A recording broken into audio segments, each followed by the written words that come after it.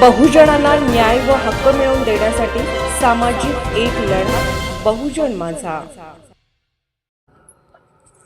Union bank Ankali शाखेजवळ बसलेल्या पीडित कर्मचारी ऋषिकेश राजू कांबळे यांच्या आमरण उपोषणाला शिवसेनेचे किरण कांबळे यांचा ठाम पाठिंबा। न्याय मिळेपर्यंत लढा सुरूच। किरण कांबळे। युनियन बँक अंकली शाखेतील बेकायदेशीर कार्यपद्धतीविरोधात पीडित कर्मचारी ऋषिकेश राजू कांबळे यांनी सुरू केलेल्या आंदोलनाला आता स्थानिक पातळीवर मोठा पाठिंबा मिळत आहे।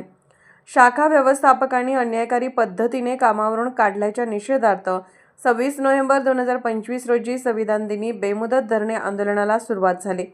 या आंदोलनाला शिवसेना उद्धव बाळासाहेब ठाकरे पक्षाचे मिरज विधानसभा संघटक किरण कांबळे यांनी प्रत्यक्ष येऊन ठाम पाठिंबा दर्शवला होता। आंदोलनाला 14 दिवस पूर्ण झाल्यानंतर न्याय मिळवण्याच्या लढ्यात आणखी तीव्र भूमिका घेत 10 डिसेंबर 2025 रोजी जागतिक मानवाधिकार दिना दिवशी युनियन बँक अंकली शाखेसमोर आमरण उपोषण करण्यात आले आहे। आज उपोषणाचा तिसरा दिवस असून कडाक्याच्या थंडीमुळे उपोषणकर्ते ऋषिकेश कांबळे यांच्या आरोग्याची स्थिती चिंताजनक बनत चालली आहे।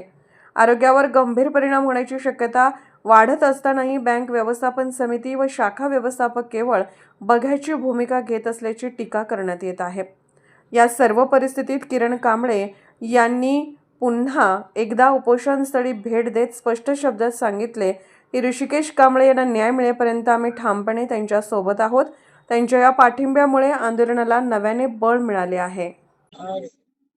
आज युनियन बँक ऑफ इंडिया शाखा अंकली ते मागासवर्गीय समाजाचे ऋषिकेश कांबळे यांनी गेले अनेक वर्ष त्या युनियन बँकेमध्ये कर्मचारी म्हणून काम करत असताना आज तडकाफडकी गेले एक महिनाभर झालं त्यांना कामावरून काढून टाकण्यात आलेलं आहे।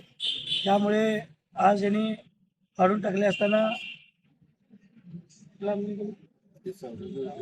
धरणे आंदोलन 14 दिवस धरणे आंदोलन केले।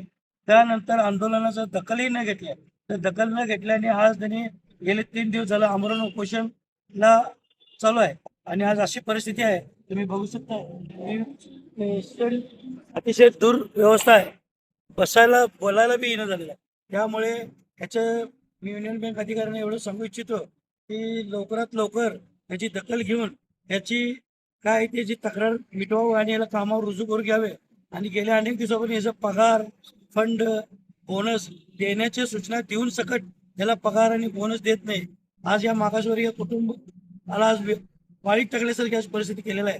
त्यामुळे याचं मी युनियन बँकेच्या अधिकाऱ्यांना सांगू इच्छितो, याचं काय असेल ते ताबडतोब मिटवलं नाही तर शिवसेनेत टाईल नाही, अधिकाऱ्यांना उत्तर देण्यात येईल एवढं सांगतो। जय हिंद, जय महाराष्ट्र। बहुजन माझा चॅनलला क्लिक करून बेल आयकॉन दाबून सबस्क्राइब करा आणि अपडेट रहा।